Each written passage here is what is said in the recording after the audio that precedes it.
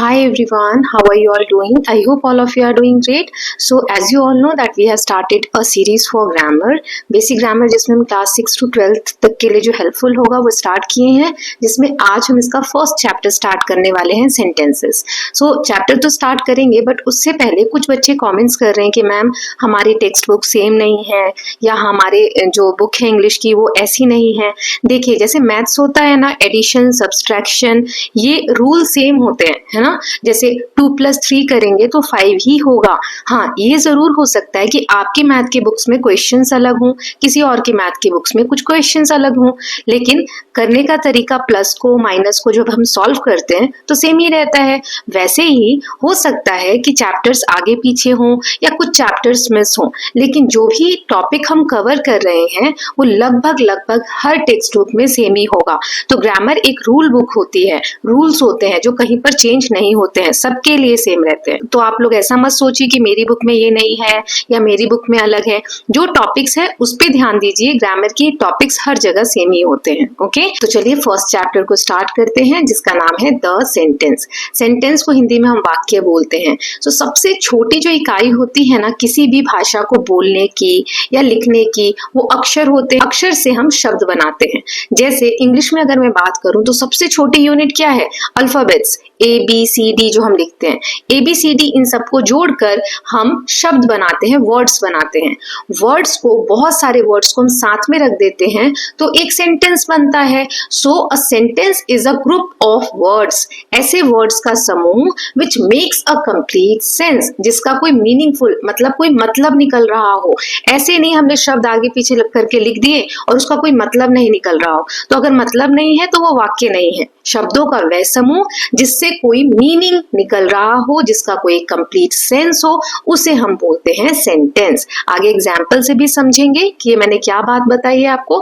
पहले सेंटेंस के बारे में कुछ और चीजें जान लेते हैं कि a sentence always begins with a capital letter। Sentence को जब हम लिखते हैं तो उसकी शुरुआत हमेशा कैपिटल लेटर से होती है। जो आपने बड़ी ABCD छोटी ABCD पढ़ी है तो कैपिटल लेटर से शुरुआत होती है। Okay, then A sentence ends with a punctuation mark। Punctuation mark मतलब ये आगे एक पूरा चैप्टर आएगा जिसमें हम सेंटेंस को एंड कर रहे हैं, तो किस सिंबल से कर रहे हैं उसको हम पंक्चुएशन मार्क कहते हैं। हर पंक्चुएशन मार्क का अपना अपना एक मीनिंग होता है जिसको हम वो चैप्टर जब कवर करेंगे तब समझेंगे।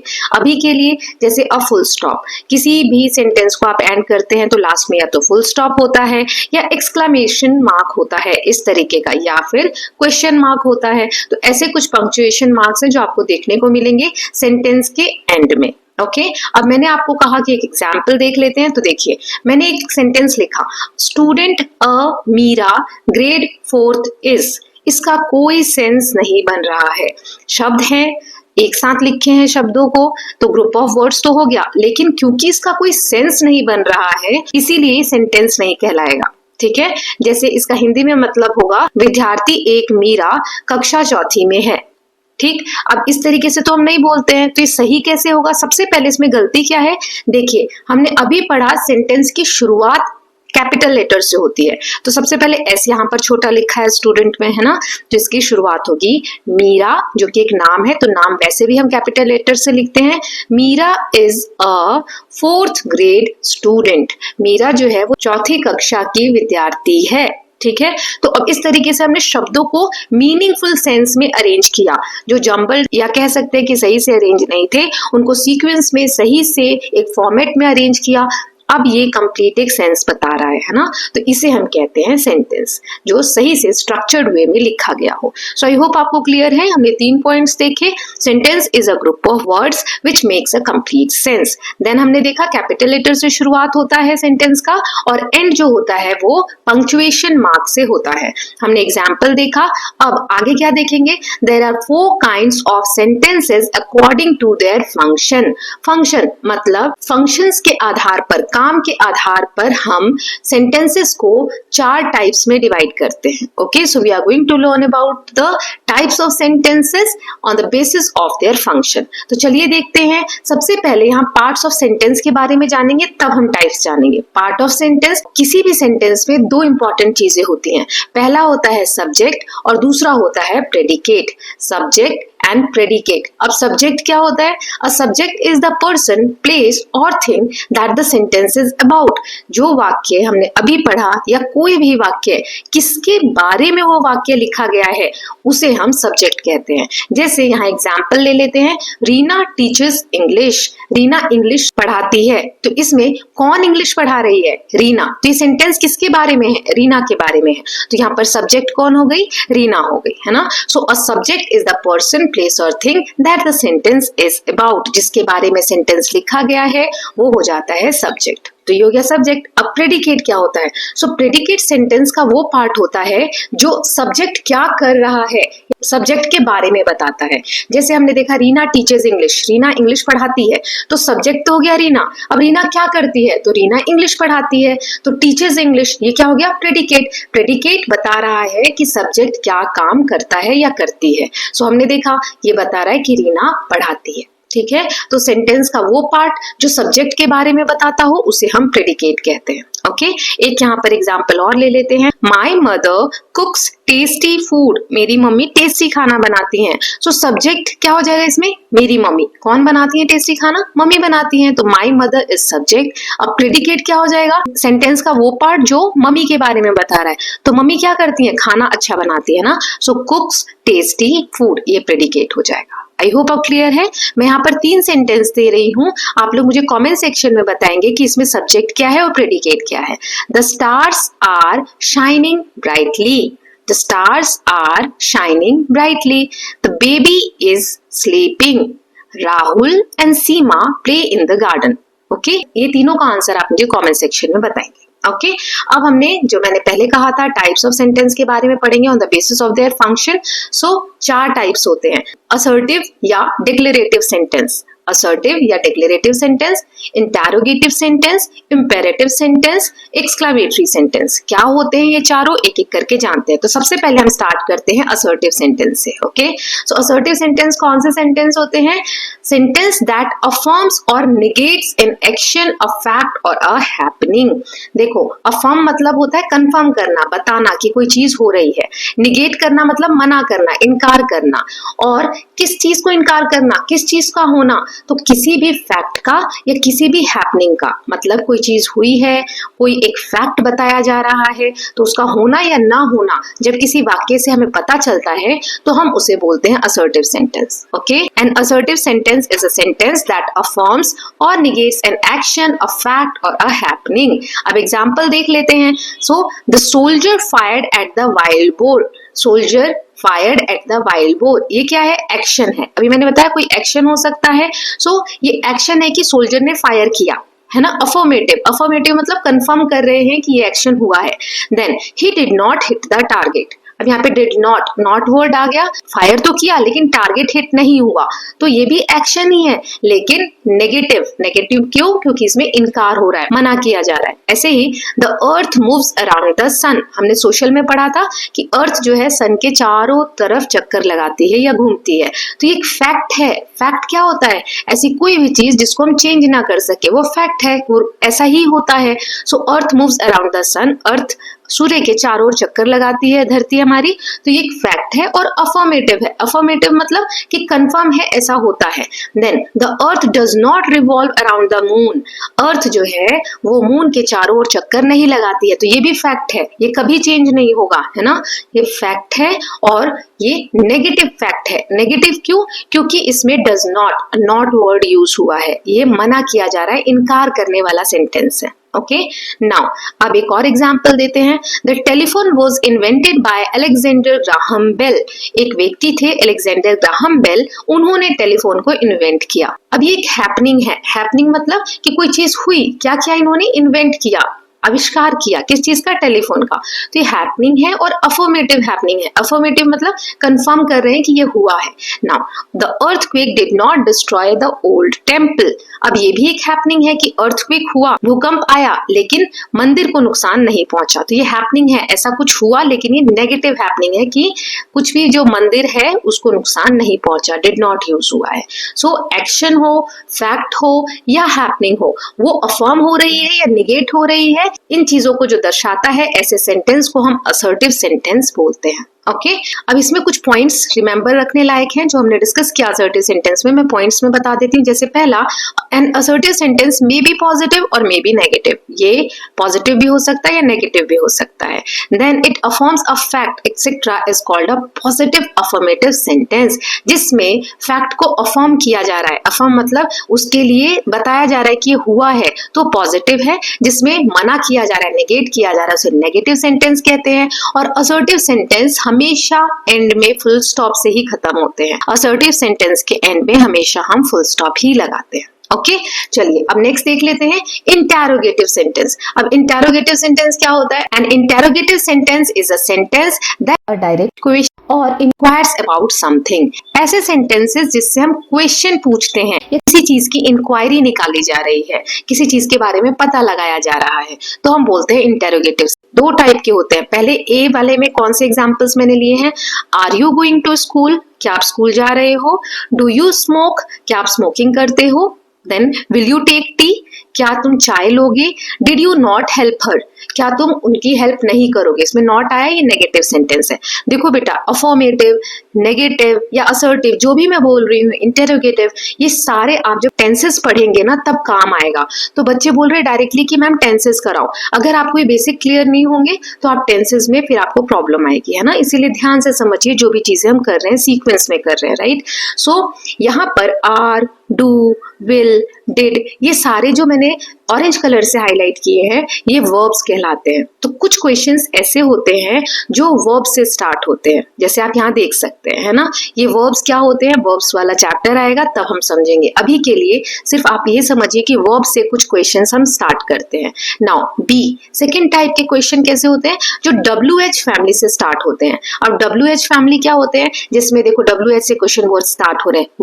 व्हाट किसी चीज के लिए, वेयर किसी जगह के लिए बोलते हैं, वेयर आर यू तुम कहाँ हो। देन व्हेन टाइम के लिए, हु किसी पर्सन के लिए, हुज किसका कोई चीज है, बिलोंगिंग उसके लिए, व्हाई जब हम कारण पूछते हैं, रीजन पूछते हैं, विच चॉइस के लिए, हाउ कैसे हुआ, वे या मेथड क्या है किसी चीज को करने का, तो हाउ बोलते हैं। तो इन वर्ड्स को हम WH फैमिली बोलते हैं। जब क्वेश्चन WH फैमिली से स्टार्ट हो रहे हो तो ये भी इंटेरोगेटिव सेंटेंस का पार्ट होगा। जैसे what is your name, where do you live, in which class do you read, why did the teacher punish you, है ना। तो ये सारे क्वेश्चन हमने देखे कि WH फैमिली से स्टार्ट हुए। तो इससे क्या पता चला कि इंटेरोगेटिव सेंटेंस वो हैं जिनसे हम डायरेक्ट क्वेश्चन या इंक्वायरी करते हैं। अब इनमें हम पॉइंट्स क्या याद रख सकते हैं कि दो काइंड्स होते हैं इंटेरोगेटिव सेंटेंस के। पहला है सिंपल क्वेश्चन जो वर्ब से स्टार्ट हो रहे हैं, अभी मैंने देखा डू, विल, आर, इनसे स्टार्ट हो रहे हैं। सेकेंड क्वेश्चन टाइप होते हैं WH टाइप या WH फैमिली के क्वेश्चन, जो अभी मैंने आपको वर्ड्स बताए, विच, वेयर, व्हेन, उनसे स्टार्ट हो रहे हैं। और क्वेश्चन जो होता है वो ऑलवेज, यानी इंटेरोगेटिव सेंटेंस जो है हमेशा और हमेशा क्वेश्चन मार्क के साथ एंड होता है। ओके ये प्रश्नवाचक चिन्ह है, इस चिन्ह के साथ एंड होता है हमारा interrogative sentence. Now the next type is imperative sentences या फिर कमांड्स भी बोलते हैं इनको हम। क्या होता है ये? So an imperative sentence is a sentence that expresses an order, a request, an advice और अ प्रपोजल। ऐसे सेंटेंसेस जिसमें ऐसा आपको फील होगा कि कोई ऑर्डर दे रहा है, कोई रिक्वेस्ट कर रहा है या कोई एडवाइस सजेस्ट कर रहा है, तो ऐसे सेंटेंसेस को हम इंपेरेटिव सेंटेंस बोलते हैं, कमांड्स बोलते हैं। Unlike the other three types of sentences, imperative sentences do not always require a subject, they can start with a verb.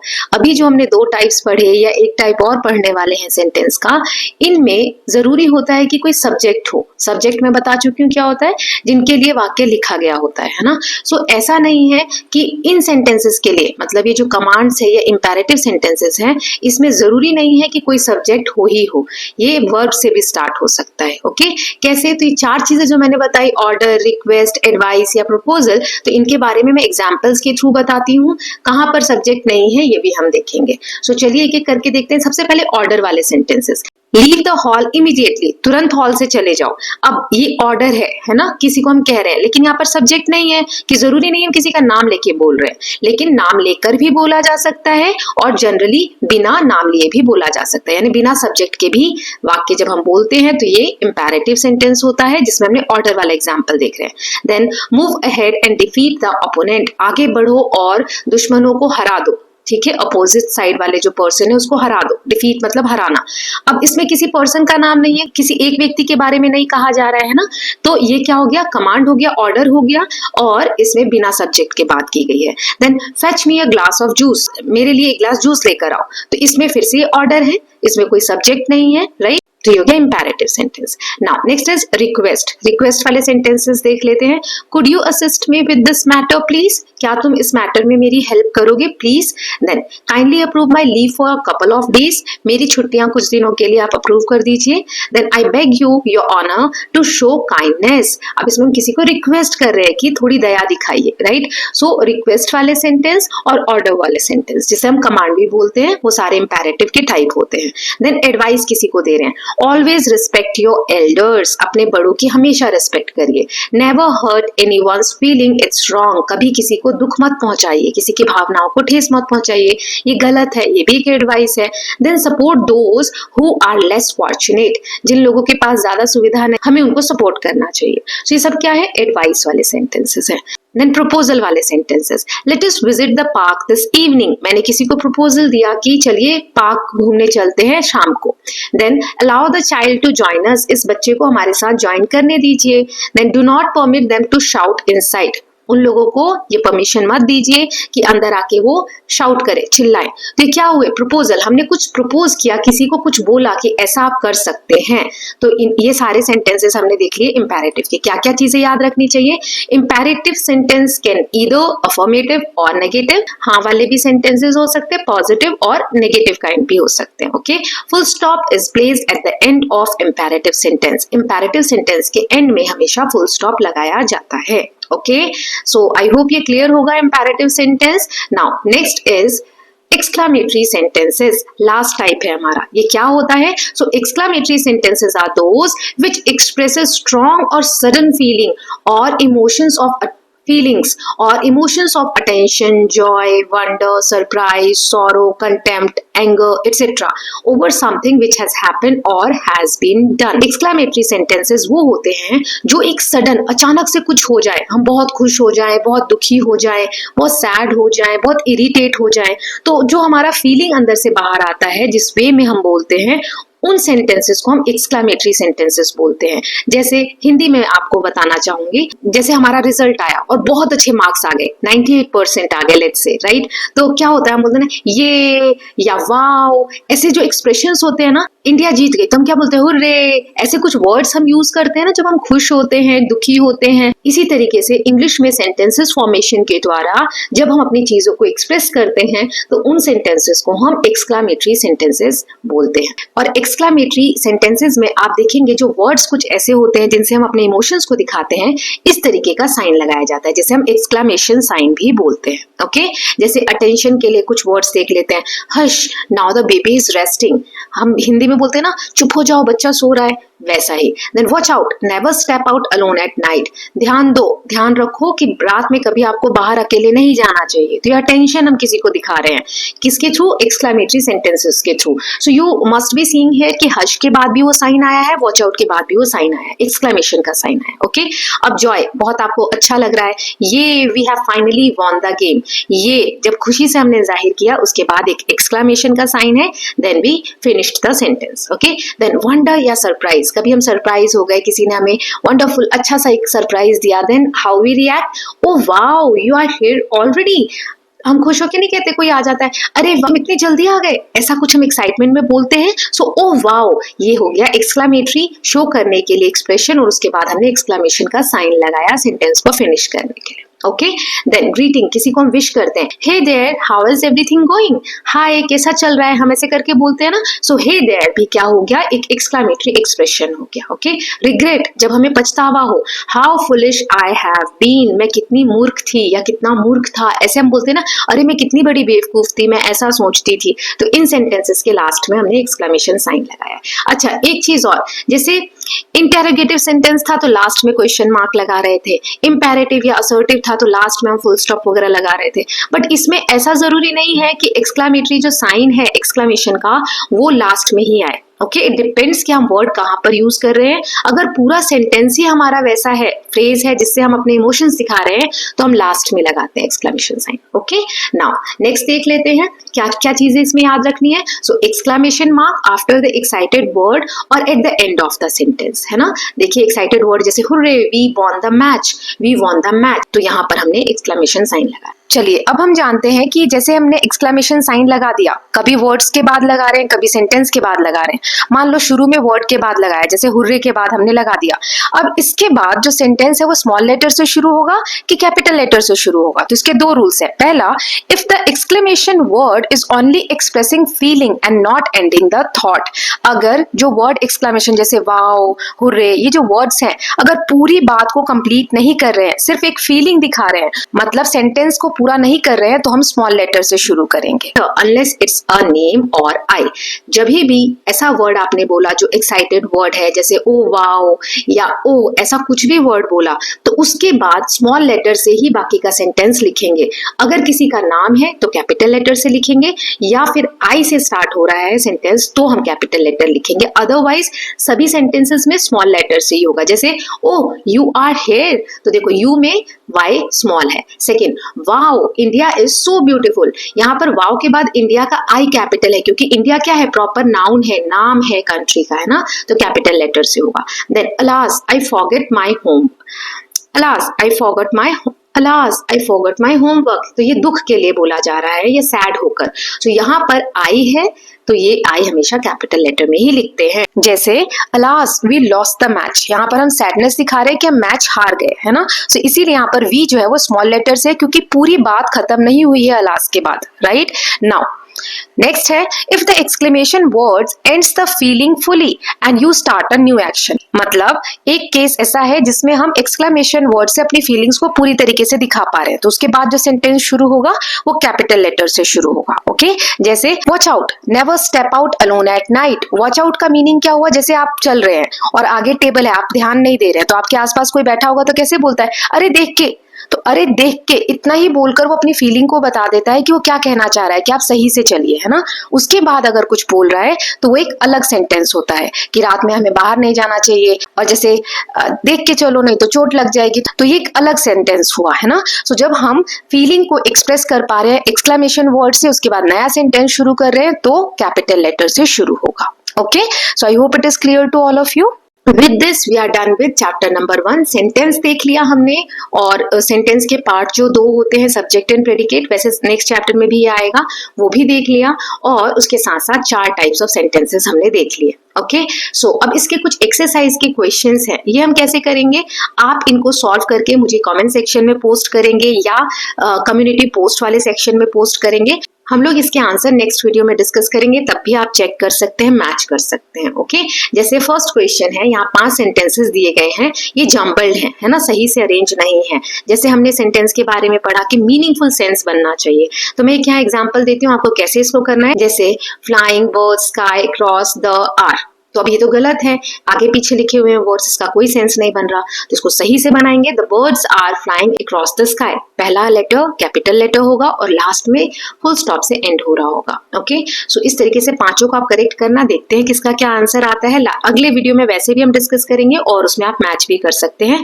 फिर एक क्वेश्चन का 1 मार्क होगा, बताना है मुझे कॉमेंट सेक्शन में नेक्स्ट वीडियो में कि आपको कितने मार्क्स आए टोटल। ओके, तो 5 मार्क्स का ये हो गया। Now next question is write whether the given sentence is declarative, imperative, interrogative or exclamatory। ये किस टाइप का सेंटेंस है वो आपको बताना है। जैसे bring me a glass of water, how wonderful this painting is, my brother is very tall, can you solve this puzzle, please be quiet in the library। तो ये किस टाइप के सेंटेंसेस है ये आपको बताना है। तो 5 मार्क्स का ये हो गया, 10 मार्क्स के क्वेश्चंस हो गए। देन नेक्स्ट क्वेश्चन है करेक्ट ऑप्शंस आपको देने, तो 5 मार्क्स का ये भी होगा, है ना, 15, और एक और क्वेश्चन है 5 मार्क्स का। टोटल 20 में से आपको कितने आते हैं कमेंट सेक्शन में बताइएगा। ओके, सो इसमें पहला है विच सेंटेंसेस इंपेरेटिव, इन तीनों सेंटेंसेस में से where are you going, please sit down, what a nice gift, इसमें इंपेरेटिव कौन सा है ये आपको बताना है। Then which one is exclamatory, bring me glass of water, hurray we won the match, can you help me. Then declarative कौन सा है, ask a question, shows a strong feeling, states a fact. Then fourth वाला which is an interrogative, इसमें interrogative कौन सा है वो आपको बताना है। Then don't make noise, this is an example of which kind of sentence, तो वो आपको बताना है। ओके सही ऑप्शन चुनना है। देन मैच द कॉलम, इसमें भी सेंटेंस कौन सा है उसमें करेक्ट मैच करना है। Close the window, what a beautiful garden, where do you live, she loves to read books, okay please pass me the salt. So ये टोटल 4 क्वेश्चंस हैं, 5 मार्क्स के हैं, मतलब एक क्वेश्चन 1 मार्क का है। नेक्स्ट में जब हम आंसर डिस्कस करेंगे please tell me that how much marks you scored. Okay so let us just finish this session. हमने ये चैप्टर पूरा कंप्लीट कर लिया है। नेक्स्ट वीडियो में हम chapter number 2 parts of sentences के बारे में पढ़ेंगे। Okay, so I hope you are loving these videos. If you are doing so, please let me know in the comment section. और 7th क्लास की videos बनाने को बहुत से बच्चे बोल रहे हैं। ऑलरेडी मैं वीडियो अपलोड कर चुकी हूँ कि 7th की बुक्स आएंगी तभी तो मैं वीडियोस अपलोड करूंगी ना। पुरानी बुक्स का बनाने का कोई फायदा नहीं है क्योंकि कोर्स चेंज होने वाला है। Okay, so please like and share the video and don't forget to subscribe Kalyan TV channel for more such videos. Thank you so much.